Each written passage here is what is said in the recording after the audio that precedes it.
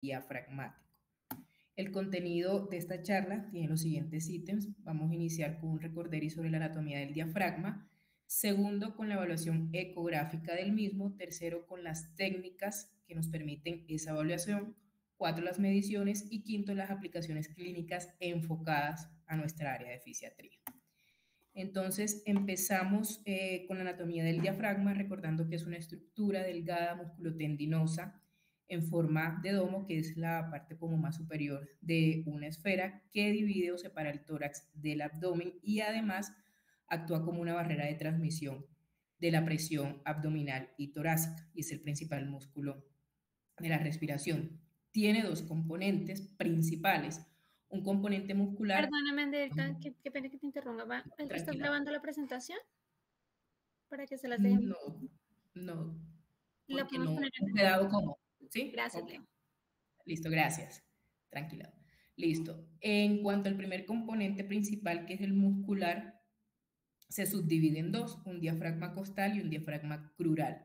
En cuanto al diafragma costal, se va a originar anteriormente en el apéndice sifoides, lateralmente en la superficie interna de las últimas 6 costillas y anteromedialmente en los cartílagos costales correspondientes. La segunda división de este componente muscular es el diafragma crural, que se va a originar posteriormente en el cuerpo vertebral de las primeras 3 vértebras lumbares. Todo este componente muscular converge centralmente en un tendón central, valga la redundancia, el cual tiene forma de V, que es una delgada pero fuerte aponeurosis y que además contiene pues los hiatos diafragmáticos. El diafragma está inervado por el nervio frénico, raíz de C3, C4 y C5. Fisiológicamente, cuando este músculo se contrae, tiene un movimiento caudal, lo cual va a aumentar la presión intraabdominal y va a disminuir la presión intrapleural. Esta disminución de la presión intrapleural va a su vez a disminuir la presión en el alveolo, va a permitir el ingreso del aire al alveolo y posteriormente el diafragma se va a relajar y aquí no va a tener un movimiento caudal, sino que va a ascender durante la expiración y esto va a permitir la salida del aire. ¿Cómo vamos a realizar esa evaluación ecográfica? Y en este punto, cómo vamos a describir las características del diafragma a través de la ecografía. Entonces, el diafragma va a tener una apariencia ecográfica mixta y ahorita les voy a mostrar unos videos que quiere decir esto, que propiamente las fibras musculares son hipoecoicas, como lo ven acá en la imagen, la de ese diafragma, hipoecoicas oscuras y van a estar separadas como por unos septos fibroadiposos que son tejido conectivo, que son hiperecoicos.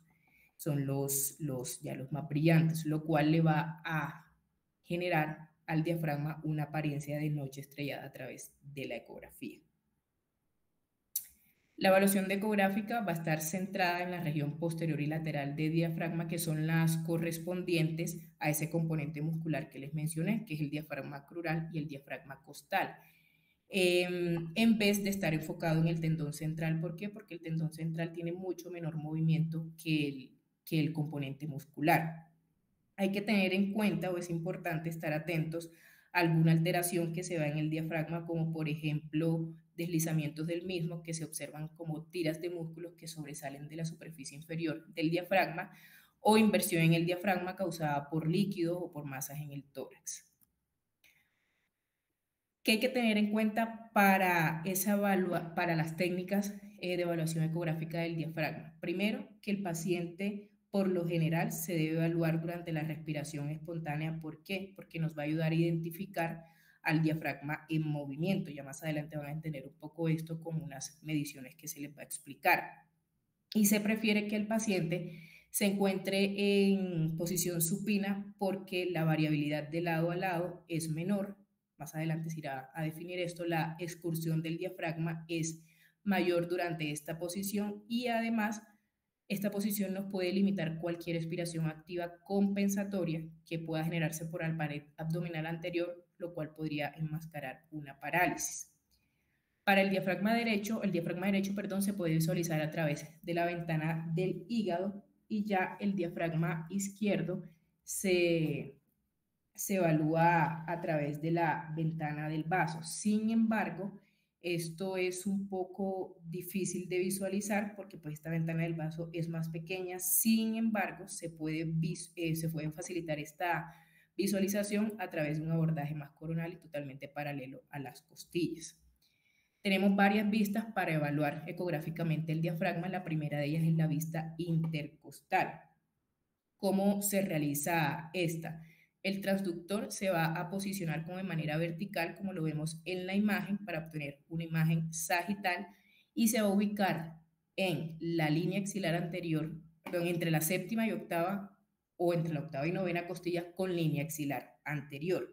Lo ideal es que se obtenga una imagen que abarque dos costillas y que abarque pues el espacio intercostal correspondiente. Esta vista nos permite evaluar mediciones como el espesor del diafragma y su ecogenicidad, no tanto la excursión del diafragma, porque durante esta vista se puede pues, observar que durante el movimiento o de inspiración y expiración el pulmón puede desplazar un poco pues puede como abarcar toda la imagen y no se puede evaluar ese movimiento del diafragma.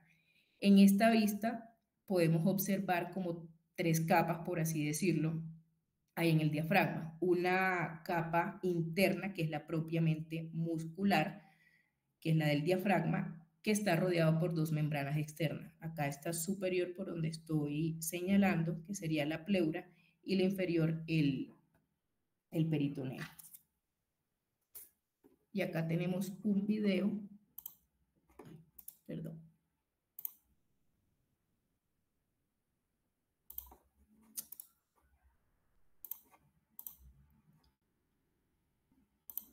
Acá tenemos un video donde se puede observar lo que anteriormente les dije. Acá está el diafragma, pleura, peritoneo. Observamos que ahí el pulmón, durante ese movimiento, puede desplazar el diafragma, por lo tanto, esta vista es importante, sobre todo para evaluar el espesor. Aquí observamos también que el espesor del diafragma aumenta durante la inspiración y se adelgaza durante la expiración. La segunda vista a evaluar es la subcostal anterior, como se observa en la imagen. Se ubica el transductor justo debajo del reborde costal anterior con línea medioclavicular. Por lo general, aquí el transductor se dirige para mejor visualización de manera medial, craneal y dorsalmente, y también, en este caso, para evaluar el tercio posterior del diafragma derecho. Esta vista nos permite evaluar la excursión diafragmática, que es como la amplitud vertical del movimiento del diafragma y la velocidad del diafragma. Y se puede observar a través de ella que durante la inspiración o cuando se contrae el diafragma, este se va a ir alejando de la pared torácica, como por ejemplo aquí encuentra en expiración, acá en esta imagen pues más o menos lo pueden ver, y aquí está el diafragma, pero cuando se contrae se aleja un poco de esa pared torácica. Además, a través de esta vista podemos evaluar la forma curva del diafragma que separa el tórax del abdomen, como lo ven en la imagen de la izquierda. La tercera vista, estas dos vistas que voy a mencionar a continuación, no son tan utilizadas como las anteriores. De igual manera, se mencionan la vista subcostal posterior, para la vista subcostal posterior se realiza igual que la anterior, pero pues en la parte posterior del tórax, con el reborde costal posterior y línea, con la línea medio, o sea, en la parte media del omóplato y medio escapular, perdón, y se puede medir a través de ella también la excursión del diafragma. Sin embargo, es un poco incómoda y no es como pues tan usual en pacientes graves, porque el paciente requiere que se encuentre sentado para evaluar esta vista. Y la última de estas vistas es la subsifoidea, en la cual se coloca el transductor debajo del apéndice sifoides y se le da como una inclinación o una ligera angulación hacia arriba, lo cual va a permitir evaluar las valvas posteriores del diafragma. En modo B, que el modo B de la ecografía se refiere como a la evaluación estructural propiamente de la anatomía en función de la intensidad ecográfica, y a través de eso se pueden ver como las partes de ambos domos diafragmáticos, como lo que estoy señalando juntos, y comparar la excursión de un hemidiafragma con el contralateral. Ahora sí, de lo que les hablaba anteriormente, del espesor, excursión y demás, que son mediciones, y aquí vamos a hablar de valores de referencia de ellos en el diafragma. Entonces, el espesor o el grosor del diafragma se puede obtener o se puede medir a través del abordaje intercostal, que fue la primera vista que les mencioné, desde la línea pleural, desde el centro de la línea pleural hasta el centro de la línea peritoneal, tanto en máxima expiración y luego al final de la inspiración, como lo vemos acá en esta imagen. Aquí está en máxima inspiración, como les había mencionado, ahí aumenta el espesor del diafragma, desde el centro de la línea pleural hasta el centro de la línea peritoneal, y acá en máxima expiración, de igual manera. ¿Cuáles son los valores de referencia en cuanto al espesor del diafragma? En promedio de 0,22 a 0,28 centímetros en pacientes sanos, y se considera que en pacientes con parálisis diafragmática este rango varía de 0,13 a 0,19 centímetros. Y el punto de corte para pacientes con atrofia diafragmática es 0,2. Menores a este valor se considera o se relaciona con pacientes con atrofia del diafragma, y este valor ojo al final de la expiración. ¿Listo? Es importante también tener en cuenta otras de estas mediciones, que es el cambio del espesor o fracción de engrosamiento, porque durante la contracción del diafragma, como ya se los he venido mencionando, el diafragma se acorta y aumenta su espesor. Esta contracción del diafragma podría ser una medida como indirecta de la contracción del diafragma. Sin embargo, por ejemplo, en parálisis diafragmáticas crónicas, se pueden observar estos valores que anteriormente les mencioné con el espesor, pero si un paciente tiene una parálisis del diafragma aguda, todavía no se ven estos cambios en el espesor del diafragma. Por lo tanto, y no se ven estos cambios todavía y se pueden reportar como normales siendo parálisis diafragmática. Por lo tanto, se ha propuesto que este cambio de espesor del diafragma es más sensible que medir el espesor en sí. Y este cambio de espesor se determina a través de la siguiente fórmula, que es la relación entre la diferencia del espesor al final de la inspiración y el espesor al final de la expiración con el espesor al final de la expiración, y este valor multiplicado por 100. Menor al 20% de este resultado es compatible con parálisis diafragmática. Lo que les mencionaba ahorita de la importancia de medir el cambio del espesor, lo vemos con este video. Por ejemplo, aquí se ve la punta de la aguja de electromiografía en un músculo diafragmático atrófico. Con los movimientos respiratorios parece como si ese músculo se moviera durante la inspiración, pero si cuidadosamente se mide ese cambio de espesor, se puede observar que no hay cambio en el mismo.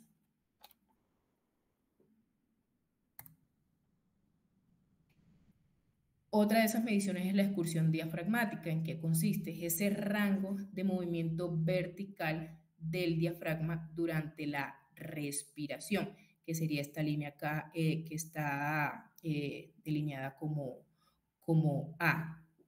¿Qué nos permite evaluar la excursión diafragmática? Puede comparar el movimiento de un hemidiafragma con otro. También nos puede permitir el seguimiento de la función diafragmática, y se mide desde la línea base, es decir, desde la expiración, donde estoy señalando acá en la imagen, hasta el punto de máxima inspiración. ¿Cuáles son los valores de referencia para esta excursión diafragmática?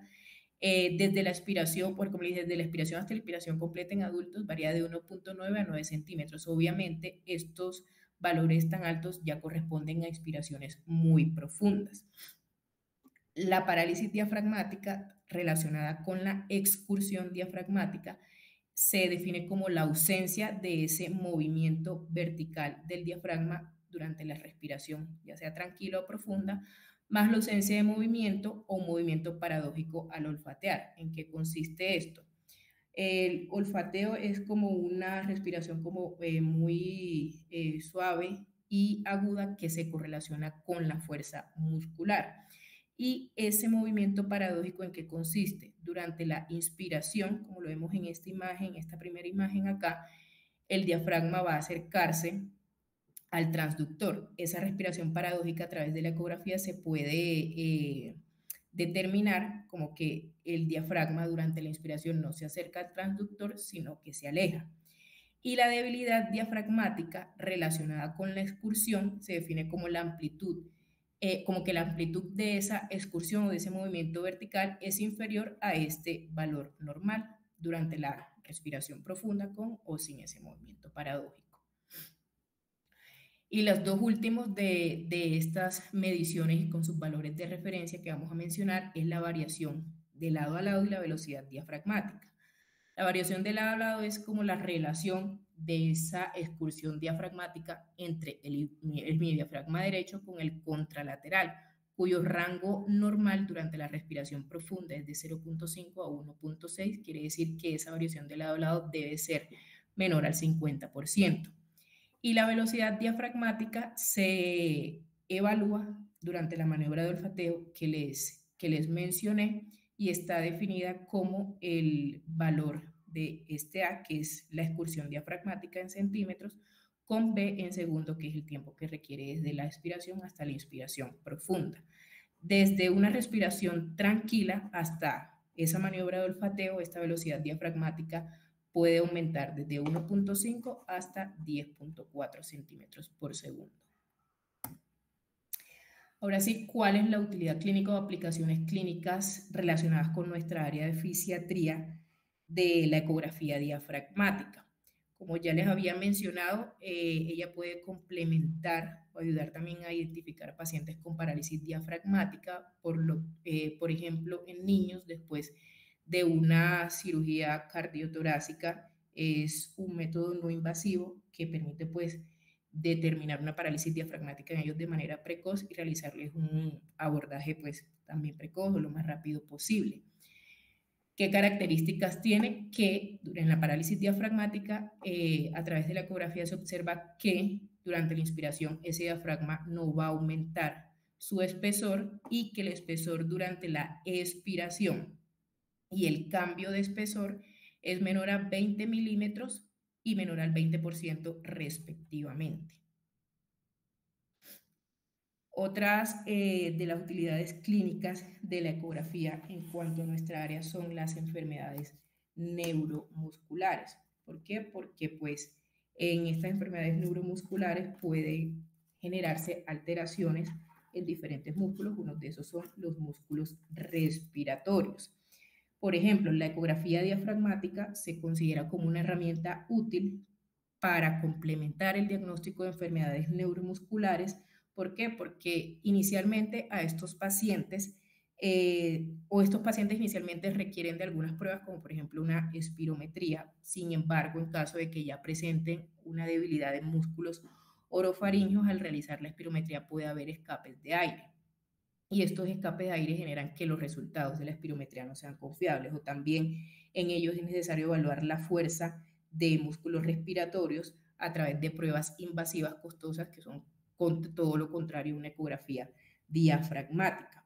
Y de esas enfermedades neuromusculares que se han explorado a través de la ecografía encontramos la esclerosis lateral amiotrófica. ¿Qué características se pueden observar en esta patología a través de una ecografía diafragmática? Uno, que la relación entre el espesor o el grosor del diafragma en el volumen corriente con el espesor de la capacidad pulmonar total se acerca a 1 y esto es evidencia de que el paciente cursa con una debilidad diafragmática. ¿Por qué? Porque el esfuerzo inspiratorio máximo es incapaz de contraer aún más el diafragma a partir de ese volumen corriente, a partir de la respiración normal, y se considera que esta es la variable que mejor se correlaciona con la función pulmonar. Además, cuando este resultado se acerca a 1, se considera que podría predecir la necesidad de que el paciente con ELA requiera de una ventilación no invasiva. Segundo, el espesor o el grosor del diafragma durante la expiración, la inspiración y el cambio de espesor son significativamente menores en pacientes con en pacientes con ELA, lo cual se correlaciona con funciones pulmonares más deterioradas. Y tercero, que la movilidad diafragmática se correlaciona significativamente con la capacidad vital forzada durante la respiración profunda, por lo cual, se considera que la ecografía diafragmática podría ser una herramienta confiable para identificar también pacientes con deterioro en la función, a estos pacientes con deterioro en la función pulmonar. Otra enfermedad neuromuscular explorada a través de la ecografía diafragmática es la distrofia muscular de Duchenne, con las siguientes características. Uno, con una movilidad diafragmática durante el olfateo disminuida, que incluso comentan que se ha evidenciado que puede predecir con precisión un deterioro en la función pulmonar, con una capacidad vital forzada menor al 60%, y que se ha evidenciado que la movilidad diafragmática durante la inspiración normal y la respiración profunda es menor en estos pacientes.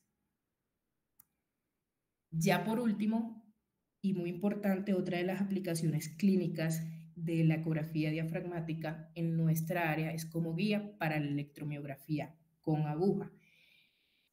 En ella se puede realizar en pacientes con síntomas respiratorios, con incapacidad también, pacientes con incapacidad para el destete del ventilador, y nos puede ayudar a diferenciar enfermedades o trastornos neuropáticos de miopáticos, y en estos pacientes nos puede dar información sobre gravedad y pronóstico de estas patologías. ¿Cómo se lleva a cabo esta electromiografía con aguja a través o con guía de la ecografía?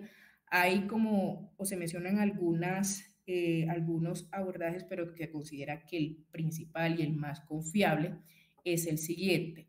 Se coloca el transductor entre la octava y novena costilla con línea axilar anterior, inicialmente pues de manera vertical, y luego en esta misma posición se gira. Una vez se gire, sí se debe mantener el transductor como quieto en el mismo lugar, y la aguja se va a insertar medial o lateral al transductor, pero pues en los artículos que revisé recomiendan principalmente como para maniobrar mejor el insertarla de manera medial al transductor. Esta aguja, donde se va a insertar entre la línea medio clavicular y la línea axilar anterior, y se va a insertar de manera perpendicular a la pared torácica. ¿Cómo sabemos a través de la inserción de esa aguja que ya nos encontramos en el diafragma o que ya hemos entrado al diafragma?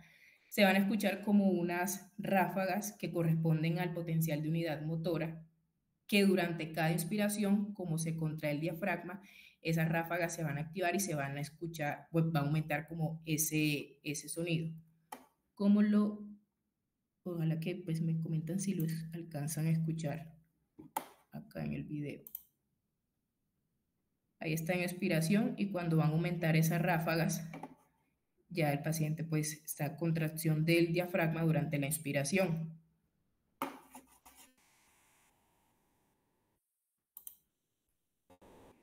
Cuando inicialmente esos potenciales o esas ráfagas se escuchan al inicio, pero disminuyen a medida que de pronto se avanza la aguja, pues obviamente nos hemos salido del diafragma y es importante retirar la aguja y redirigirla.